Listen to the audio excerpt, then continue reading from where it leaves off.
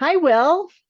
Hey Jen, welcome back. Excited to go into our next topic today here on the Plantastic Events podcast. Yeah, welcome back, everyone. Yeah, we're excited for this one. This is a it's such a an obvious topic, but it's important, and I'm really excited to get your feedback on this. It's all about booths, the good, the bad, and the Yeah. wild.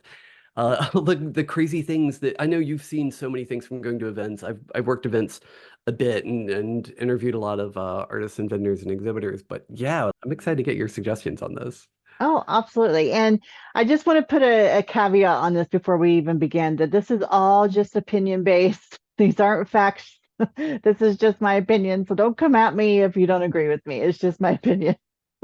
There's a lot of way to do things, there Yep. and really like if it works for you, it doesn't matter what other people think, it works for you. Hmm. So great. Sometimes people are like, "Oh, that's boring. I see that all the time." It's like some of that stuff is you see all the time because it works. And Right. some of it you see Exactly. all the time and it just gets lost in the wash. So, Yep. Yep. Everything could go either way. So let's jump right into it. yeah, absolutely. So let's talk about the good.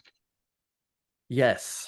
All right, what are some things that you see that or have seen that are either like pretty commonplace or unique? Because there's some commonplace best practices on one side of this. And on the other side is like, oh, I've never seen that before and it stands out in a really positive way. Hmm. Where do you want to start on that? Let's talk about the optimal use of the space that you have available because that's what I feel like is one of the most important pieces of building your booth out whenever you're at an event, whether it's an indoor or outdoor event, and is using the real estate to your the potential, the largest potential that you can. And it needs to be open and inviting and not doesn't look super cluttered and messy.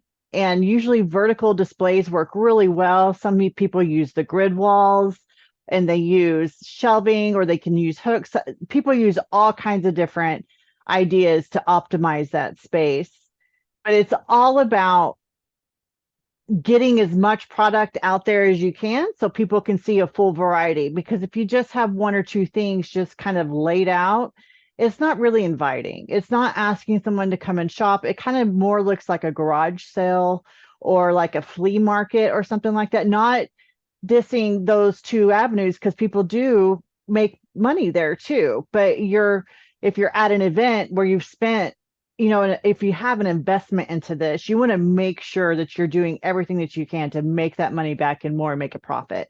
So optimal use of the space is one of the most important pieces. And I've seen people use like the tents from outside on inside and they just take the top off and then they put lights around it and on the top on the I guess what the rafters or whatever they're called on the metal cross members or just the setup without the tent, whatever that's called. So they have that on there. They put lights on it, they put their signage on it, and they have it in your face on the aisle.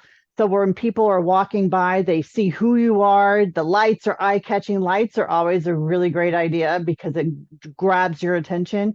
And then when you go into the booth, you can see like they've hung stuff on the sides so that are kind of light, and they have their products, from waist up. And so you can look up or you can go down because you don't really want anything low. One, there's a lot of hands down there. You can't really monitor that. You see a lot of legs or you got tables.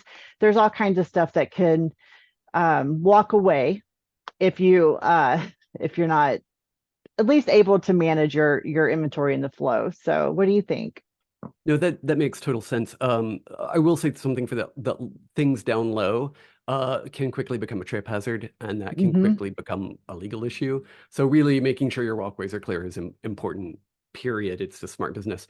I love what you said about the tent frame because maybe you sell indoor and outdoor, and you're like, oh, I want to get a tent because it's hot, it's exhausting, but it's an investment, especially if you want a nice one. This is a great way to go. All right, get the tent frame because now you've given people a good reason to use it indoors as well as outdoors. And now instead of Hmm. it just being oh, I use this on outdoor events, but I never use it for anything else, it's a great indoor use also Hmm. to make it a little bit unique. And honestly, I can't remember seeing a lot of that, which makes me think I'd be curious to see that. Also, Yeah. it lays out your space to be something that is controlled in a different way. So your booth area becomes becomes more inviting and unique to yourself, to you and your business. I think that's a fantastic idea. It's also taller, and I think that's something that people can miss, especially at indoor events, because an indoor event can really feel like there's an invisible cap. If you go just from an architectural standpoint, if you go into a restaurant, especially in an old, like repurposed building, you'll notice the walls are painted up to about 10 feet, and then it's black above that. Hmm. And some places will do a drop ceiling, and other places will just paint it black. There's ductwork up there, there's all the stuff, but you never look at it. Like you Yeah. forget about it. And that's how indoor events can feel. If you can break past that, people will see you from farther, and that tent can be a great way to do that too, to make you like vertically noticeable from a bigger distance. So I think that's an outstanding point for the tent. And then of course, if you have it outside and it's hot, I'm in Florida. Yeah. I'm looking for shade every time I can find it. It's such a big advantage outside too. So doing both of those things, I think, is an excellent point. Yeah, and I think this leads really great into my next point is like the visibility and branding, because I feel like that is one of another really important piece is people can see you, especially when you're in a sea of other people. You know, you're trying to stand out with a whole bunch of booths that are trying to do the same thing that you're doing. So how are you going to do it differently that's not obnoxious, you know? Mm. And using that, speaking of the tent, some really cool things that I've seen done is like if you have a little bit more of a budget to work with as far as your branding and your marketing pieces, they have those tent toppers that you can have branded. They can print your stuff on there. So that's a really cool idea. But they also have little machines that you can get at Michael's that are like heat transfer machines, and you can like cut your own branding and put it on there yourself. So I think that's another good idea to save some money. I really feel like branding and visibility is so important. And high, you got to get up high because if you have I do mainly indoor events. So that's where my expertise comes in is indoor events. And outdoor events, I feel like it has to be just as important. But in an indoor event, you have a back panel and then you have shorter side panels. So you literally have like this open box that you have to put everything in and make it appealing and have people see you to be able to stand out from others, right?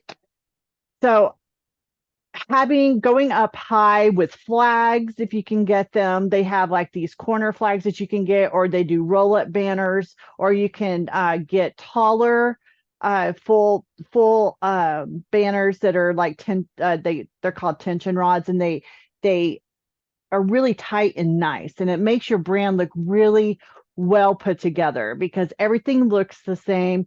You look at it and you can clearly tell who the company is. You have your social media handle up there, you have your website handle up there, you have everything at a glance. So if it's super busy and people want to come back to you or they don't know if they're going to have time, they can just go to your social media and they can follow you there. They can go to your website, they can buy from you there. You want to make it as easy as possible for people to find you with the visibility, not just visually, but after the show as well. And if you can get that information to the people that aren't able to shop you at the show, even better. 100%. There's not, you can't say your name too many times. Like, and Hmm. not verbally, but visually. I'll give this example. How many music festivals, if you ever go and see bands play somewhere and you're like, oh, I liked that one band. Who were they? And you Yeah. can't remember the name of the band. You can't find them again. And you have such a great opportunity with all of this visual real estate to say who you are, or do the social media thing, or do a QR code. And that's more of an up close thing for the Yeah. QR code. But really putting your name there so people know your name. And I'm going to say for bonus points, depending on what you do, because there are a lot of artists. Obviously, we have tons of artists on our platform on Affinity. If you can make your branding with your art, then you're kind of cross promoting what you do. You're Yep. saying, I do this beautiful thing, and here's my name. And people are kind of checking out your abilities and your products and remembering who you are at the same time. That can be a really good thing. And I'll probably harp on cross promotion or like utilizing what you do as a business as much as possible in that in your event also. But in branding, I think it's really good to do and just showing that name many times, because if you've worked with the public in sales, and all of you have, if you're listening, this is what you do, whether you run events or you sell at them, you know that people do not read. So Yep. you've got to really put it in front of them a lot. Hmm. It just, our focus is so pulled all the time. So yeah, put your name out there so people Yep. can find it. Yep. Always put your best foot forward. Just know that this is your only chance to make a first impression sometimes. So you want to make sure that you're getting it as quickly as possible and you're able to retain it. So I think that's super important. Having it from different visible from different angles, not just when you're standing in front of it. So that's why I really like the flags, and they have different size flags that you can get, and you can have them up and you can have fun stuff on it that's super eye catching, and you can kind of catch all the aisles. And outside, I know that you can attach those flags to your tent too, because a lot of outdoor events they have tents. Some of them don't, but you can attach them to your tent so you can look different than everybody else. Because outdoor events, they tend to all look the same. So you want to stand out from the crowd. You don't want to be the same. Even if they're like Will, like you were saying earlier, even if something is trending and it's working really well and people are doing it and they're having great success, how can you make it even better? And that's what you got to kind of think of, because you're trying to stand out from everybody else that's doing the same thing. So visibility and branding is super important. And then interactive elements too. Doing stuff like I saw this excellent one online that I really, really was like, that is the coolest idea I've ever seen. And it was at a horror expo where they had like SFX artists and they had haunted houses, like they had all kinds of stuff there. So there was one booth that was huge. I mean, granted, this was probably a really expensive layout, but they catered to haunted houses, like the owners. And so you walked through their booth like it was a haunted house, and all the elements in there were for sale. So you could go in there and like if something jumped out at you, you could be like, "Oh, I love that for mine." And then you can, order it at the end. I was like, that is so genius. That is so, because you get your customer is seeing it in real life, how it can affect people, how other people are responding to it, so they can, are they getting the jump scare that they want to get from it, those types of things. So having something to where people can see it in action in real life is really great, and having them be able to hold your product, put your product in their hand. Don't just point at it, put it in their hand. Here, hold this, feel it, touch it, because as soon as somebody is holding something, I learned this back in my previous life in my career for another corporate company, but if you put it in their hand, they've got ownership of it, and they pretty much internally like, okay, this is mine now. So that's what their mentality is. And it's like an ownership thing. So it's a good sales technique as well, as you've given it to them and they're holding it, and now it's going to be really hard for them to set it down. So that's another thing. So what do you think about interactive stuff? I think the interactive thing is fantastic for Mm-hmm. so many reasons. I don't even know where to start with this. So um, you kind of get into a few things. Samples, like when you have a sample, there's a very well-known grocery store that I've done a lot of research on, and they will give out samples all the time because as well as holding something gives you ownership, you also kind of this sounds a little tricky, but it's sales. You kind of feel like you owe them something if you get a free sample. Like Mm-hmm. nothing feels like it's free. So if you can put something in someone's hands or give them an experience, then you're giving them something and they feel like they need to give you something back, which is usually a sale, which I think Yeah. is great. The other thing about experiential stuff is it can draw a crowd, and Mm-hmm. drawing a crowd is so incredibly important. And I don't even mean like 20 people. I mean like two. Um, I'll put it this way. When street musicians like buskers, things like that, what's the first thing they do when they sit down? They get out their instrument, and what else do? They get out a hat for you to put money in. Mm-hmm. And what do they do after that? They They put some shake. money in the Oh, hat. I thought They they shake it. they might do that too. But what you need to see is that you that someone's given them money already means that you Hmm. giving them Yep. money is a good thing to do. So Yeah. you want to prime that. If you have people at your booth, more people are going to come to Yep. your booth. It's such a big thing. And with the I love that with the haunted house idea because people want to see that. People will talk Hmm. about it, and over the day, more people will come, but they'll see they're not alone. They're not being weird coming into your booth because it can be really intimidating to say, here's this one person at this booth, and I'm going to walk in and I have to talk to them. But if there's a few people, and that's going to draw something. One that I saw that I thought was phenomenal, really effective. A photographer using a selfie station, but it was for Oh, weddings. So yeah, it was that's a a cool selfie idea. station with Scrabble letters, and you could Yeah. take a selfie of your ring, your new engagement ring, Oh, and spell out like the date or the name oh, or I whatever love you that. wanted. Yeah. And there were lines to do this. But not only did it draw people, and people are looking over going, oh, why is everybody at that booth? I should find out. Uh-huh. But it's also related to the photography that they did. Oh, that's So it cool. it Yeah. really brought people around really nicely. And that crowd, the crowd draws a crowd, and the experience, it's just more memorable also. We get bombarded with visual information and auditory information, but touch and smell and things like that are Hmm. other ways to really stick in someone's brain. Yeah. So I think that's absolutely fantastic if you can find the interconnectivity there. Yes, the smell thing. I'm so happy you brought that up because that just triggered a memory. So there is a tea company that's usually behind us at a couple of the larger shows that we've been at, and they always have a line. Always, always, always, always have a line. And it smells so good. You know, you have the lavenders and the vanillas, and it's just amazing. They always in this like the experience, like you were talking, it's such an experience just to be there and smell all the stuff because you can smell the teas individually, you can even try them. So it's like a whole thing. And so that triggered me to say, I need to put some kind of smell in our booth. So we get like little vanilla because I've always heard, I don't know if this is really true, but I've heard of old wives tell that vanilla makes people want to buy. So I've always heard that, and that's the reason why they have that in department stores. If you walk through, you'll have a scent in there, and that's why they have vanilla. And so I was like, okay, so we started doing vanilla like air fresheners and stuff behind our displays to do that smell in our booth. I love it. And people are always like, oh, it smells really good in here. And then sometimes we have hand sanitizer because we shake so many hands and touch, things that other people are touching. And it's a vanilla scented hand sanitizer. And every single time we do that, people are like, oh, this smells really good. And they talk to you and they come in.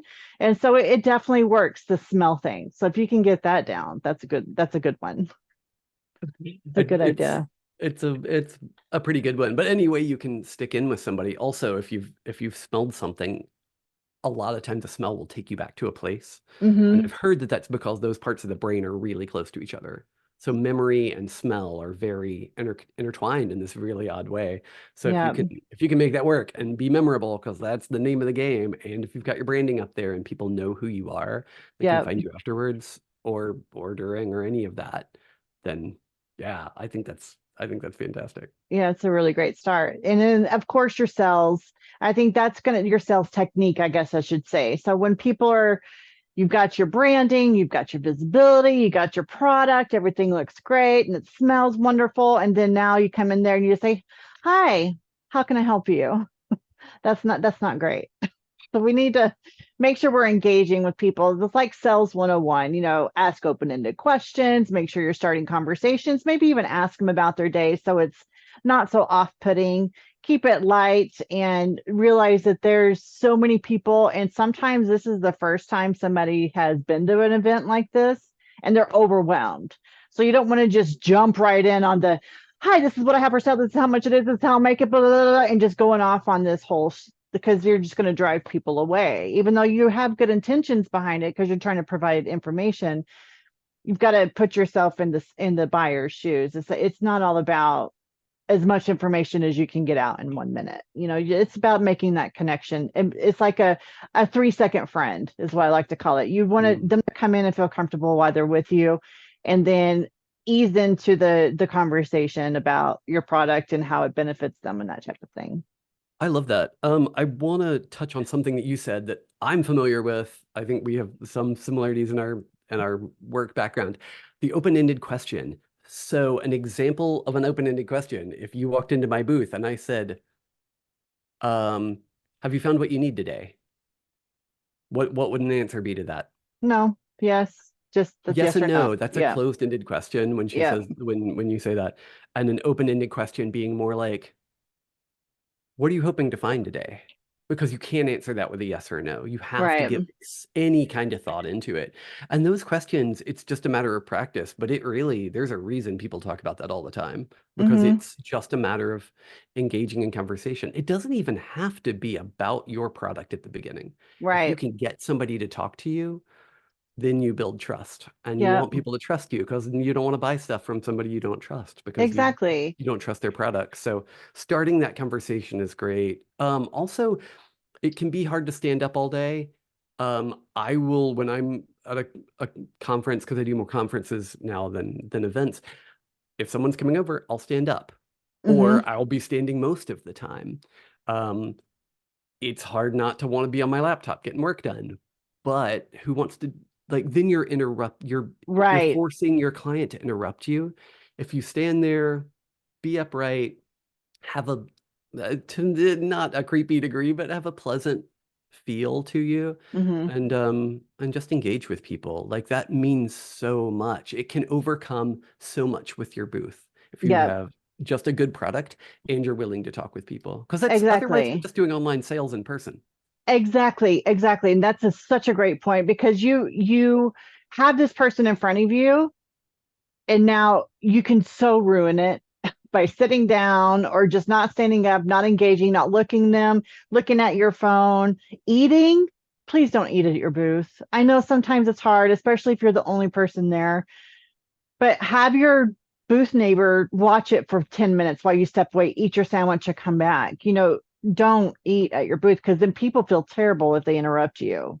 And then they won't talk to you and they'll just leave and they're not going to come back. They're going to say, "Yeah, I'll be back," and they're not going to come back because they got other stuff to do. There's all these other things to do. So just yeah, so just engage with them, be nice, do those types of things. I love that. Another thing I wanted to touch on because I want to get to this today. We could probably do this for like 3 hours. It's crazy. But one thing I want to say, a lot of people do little giveaways, and I'm not talking about samples where like, oh, I sell olives, you can have an olive. Like that's Uh-huh. pretty obvious. But people do giveaways. One thing that I've noticed, I've a couple of sellers do is it'll be either a branded giveaway or a clever way to give away what they have. Is giveaways that people don't throw away. Hmm. So refrigerator magnets, kind of solid for that. Yeah. There's a reason I look at real estate stuff all the time because those people have figured out everything. There's so many real estate agents. You got to be really good to stick with that. That's a good one, but really good ones I've seen. Pint glasses. Nobody throws away a pint glass, and they're not Yeah. actually that expensive. The hand sanitizer is pretty solid because people tend to keep those for a while, but eventually they'll throw them Hmm. away, but they'll use them more. One that I loved, I did an interview with a sauce company, and they gave away, I think it was the owner's dad maybe, gave away little toy trains, little wooden toy trains, Oh, and there were that's people cool. in them, but the people were little sauce samples. Oh, I love It was that. so cute. And she was like, people will come back the next year and be like, my son still plays with that little toy car or that little toy train. But it's the kind of thing that you don't throw away that Hmm. makes it so worth it. And I know it can be a little more expensive to have giveaways like that. Hmm. But if it makes you sales, if it Yeah. gets you repeat customers, is it worth it? Yeah. Because spending $100 on giveaways, if it makes you $1,000, is 100% worth it. Right. I agree. Whereas if you 100%. spend $20 and it makes you $25, Mm, it's kind of yeah. it's not sure. But I think if you give some real thought to your swag, you can really get some positive things there. Yeah, I agree with that 100%. And so I know we're running out of time. So I just want to talk about traffic flow real quick because traffic in your booth is kind of super important. And arranging your displays and your tables to where people can maneuver around without knocking stuff over, I think is super important. And having like looking at the flow and having maybe other people come into your booth while you're setting up and walking around your booth, especially if you've never done this before, you got to test this out at home before you even get there. Set up your booth, look at it, have your neighbors come over, have your family, friends, have somebody come over and look at it with you because they're going to have a different perspective than you. So you got to look at the traffic flow, because if you can only fit one or two people in your booth, that's not good. You have to be able to fit people in your booth. And sometimes these booths are expensive and you can only do a 10 by 10. So you have to get even more creative with your product placement, because you've got to make room for the people that are in there, and you got to make them comfortable. So they're like, you're managing your crowds. You got to think about that ahead of time. Yeah, I think that's a great point. Another thing I'll add on to that is your product probably, unless you sell one thing, and some people just sell an item and they crush with that. Most Yeah. people sell a few items, or they like have a progression, like, oh, here's a 1 pack, here's a 5 pack, here's like a Yep. holiday version. Think of the story of the buyer. What do they need? What's their entry level position? What's their, I understand this product a little bit. What's their add-on situation? And then look at the flow of your products laid out. People read in the United States who read English, read left to right. People are probably going to come in your booth and visually read it left to right. Hmm. So lay out your products. So the basic version maybe is sort of more on the left or like middle left, because our eye in an image gets drawn kind of to the left and a little bit up. So Yep. depending on how vertical it is, but think about where people are looking first, put the basic version of your product there, and then go through it. If it's all vertical, you're gonna, I don't know if I can do this on my camera backwards. It's gonna go left to right Uh-huh. and top to bottom, because that's how we read English. So for the most part, people are gonna kind of look at that vertical space that way. On a table, it's gonna be a little bit different. They're gonna walk through it like a food line in another way, and then like up and down the table, depending on the depth of your table. But consider that, because it matters where you put which parts of your product, Right. so they understand what you've got and the value Hmm. you're bringing, especially if you have a harder product to understand. Yep. Like if you sell art, it's one thing. If you sell something with add-ons, if you sell a kit to make something, let's say you make a gin making kit, you might want the basic one. You need to know what the basic version of that is. If you've got add-ons, what that's going to be. If you've got like Right. re-ups, where that's going to be. Because you don't want to start with the like, oh, here's some extra flavoring you can put in this. Like, cool, to what? Yeah. Even those little things matter really well. So in that layout, I love what you said too about being able to fit people in there, because you want it to Yeah. not feel like gross and Exactly. cramped. Yep. I That's a mean, you're good never point. going to be able to fit like the entire crowd in your booth, but it's just to make it maximize for yourself. Yeah. But let's talk about some of the bad and the ugly. So we've talked about the good and gave some tips. Now let's talk about pitfalls and things to avoid. But yeah, I mean, you've added a few really good ones. Not engaging with people, I think, is a killer.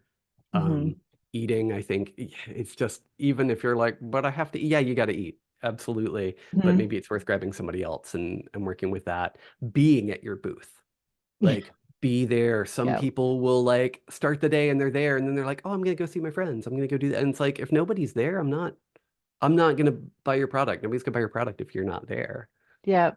And good lighting is a Mm. really good. So poor lighting, I guess you should say, is a practice that you want to avoid. So if you have dim lighting, nobody can see your products, then it's not going to be exciting. We have done that a couple. We've all done that. So it's like you think you have the best layout, then you get it up, and then lights come on. You're like, wow, it's dark, and you're like, nobody can see my stuff. And so you have to invest in some lighting. Amazon has all kinds of options.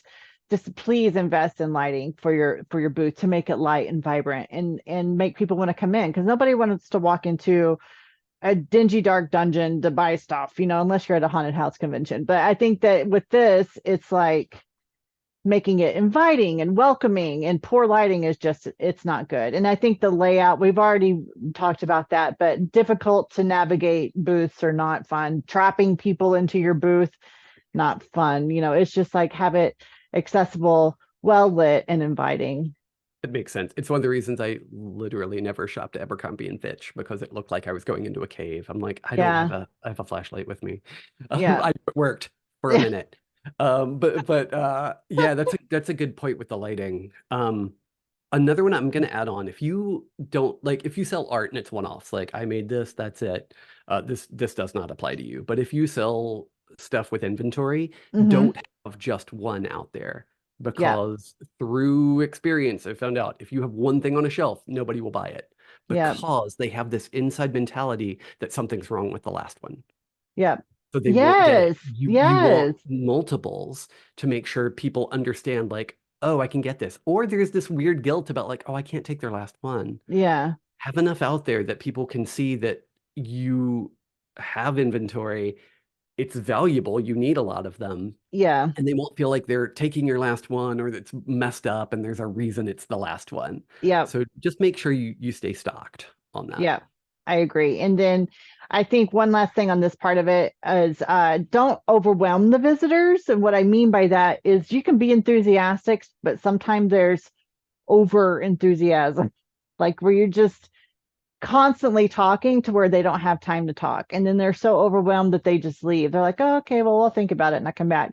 So there's a fine balance of working with people and talking and being excited without being extra. So just be mindful of that and engage your customers because maybe some people might enjoy that. I don't know, so just, read the room whenever you're talking to people. And I think that being too aggressive or pushy can also, because I've been really turned off by trying to walk into a booth just to look because I've never seen this product before. And the booth guy was, or the owner of the company, I don't know who he was, but he was so aggressive with his sales techniques that it's just, I just wanted to walk away and just hide in a hole somewhere. So it's just like, again, that's just me, but I just think that you can be too enthusiastic and too aggressive and just try and avoid that. I'd agree with that for sure. Yeah.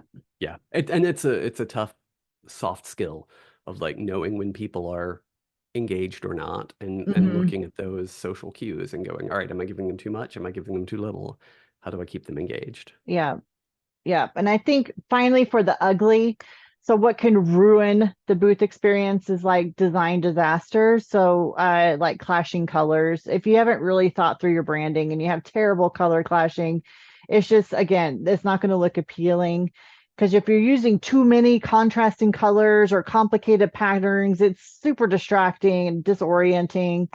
And you want to really be strategic about what you're doing with your branding. Pick one or two colors, maybe even three, four max, but try to have them be all in line together.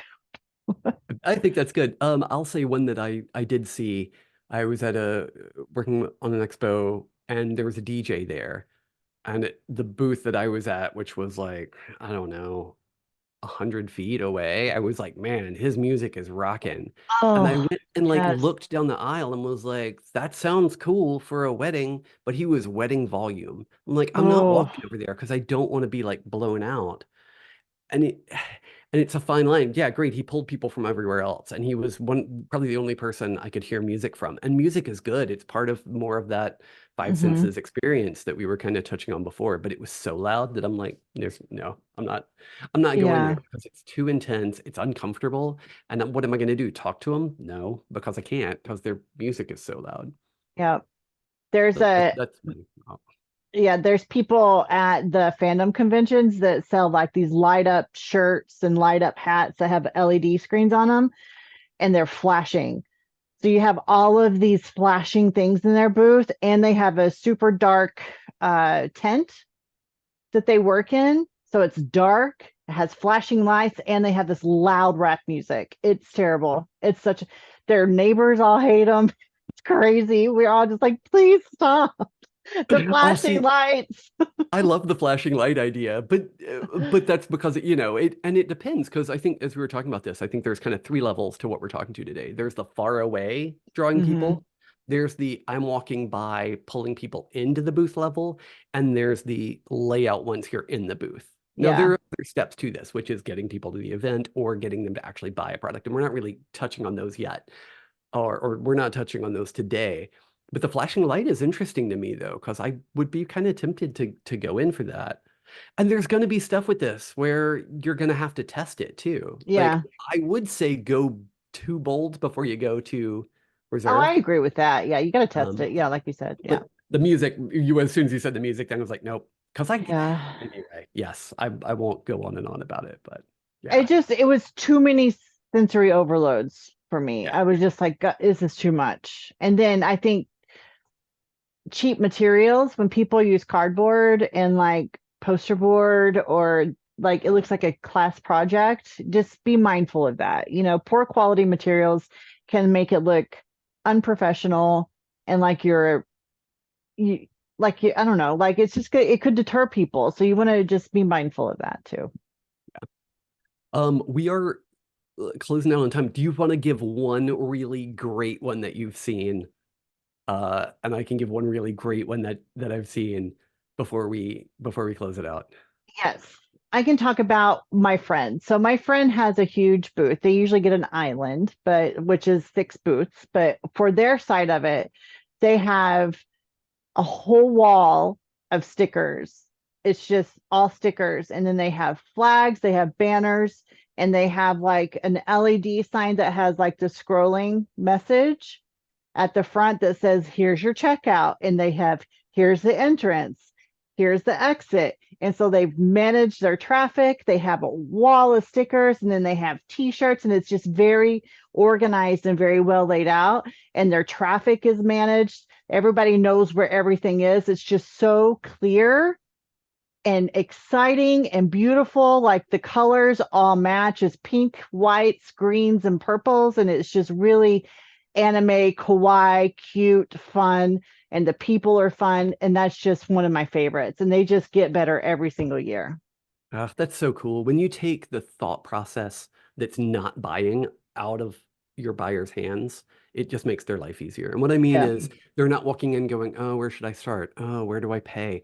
Oh, where Hmm. are the people?" They walk in, they know exactly what to do. So all they have to think about is, how cool is this product? Is this nice? Oh, Yeah.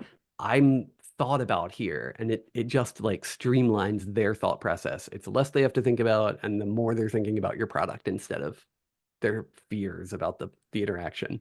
Yep. I love it. I really like that. Okay, I'm gonna go with one. Worked with these people is a grocery store, and they would do wine samples. And the wine sample was like on a table on wheels. So when it was time to do it, they'd roll it out and do the wine samples. And Mhm. of course, wine samples were like bonkers busy. But what some people would do is when they'd come out with the table, they'd actually not go to where they were going to set up. They'd start walking through through the grocery store, like going down the aisle, like starting wine samples, starting wine, Oh, and that's go up cool. and down the aisles with this big table with wine on it, going, "All right, wine samples about to start." And so everybody in that store knew that they were about to be sampling wine. And that's such a great way to go if you have, I mean, and a lot of times at an event, you would need 2 people. But if you've got like hats with light up stuff on it, it Hmm. would be great to go through and like wear that and say, "We're doing a demo in 10 minutes. 10 Hmm. minutes, we're doing a demo. 90 seconds to before we do a demo," and go up and down the aisle and start Yeah. kind of Pied Pipering the whole thing I and love getting that. people to follow you back. It's a great Hmm. way to go. Now you've got to be a special kind of Yeah. person to do that. You've got to either Yeah. be a performer or a salesperson or someone who likes to do it. But if you are, it's absolutely an opportunity that I think drags people to where you are so you can really show off.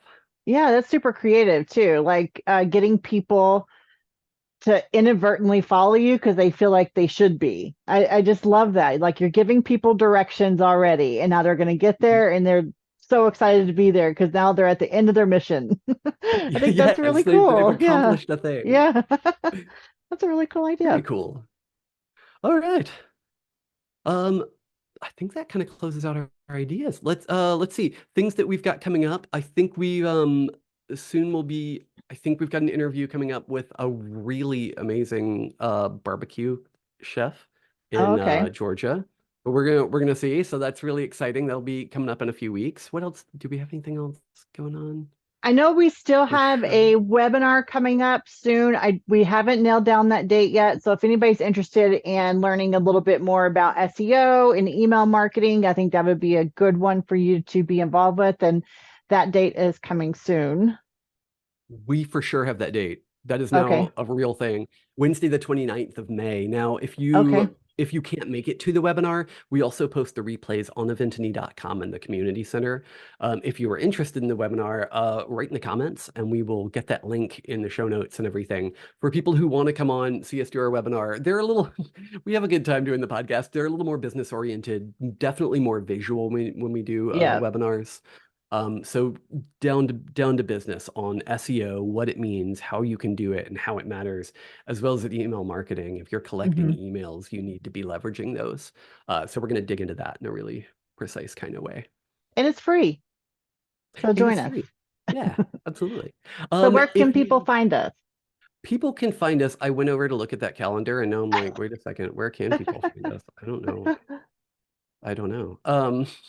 Here we go. We are, you can find us on YouTube, where you may very well be watching us now as Eventany. We're Eventany on Facebook, LinkedIn, and TikTok. On Instagram or Twitter, we're Eventany Team. And this is the Plantastic Events podcast. And yeah, so find us anywhere there. Shoot us a message if you've got topics that you would love for us to like research, delve into, or find guests to bring on who are superheroes at it. We would love to talk with people. Or if you've got something you're like, man, you guys really missed on this, I could talk about it better, write us. We'll find out. Maybe bring you on the show. Yeah, we'd love to hear from anybody. So just let us know. Yeah, absolutely. All right, Will. So we'll see you next week. Let's do this again sometime. Okay. All right, we'll talk to you later. All right, thanks everybody. All right, bye.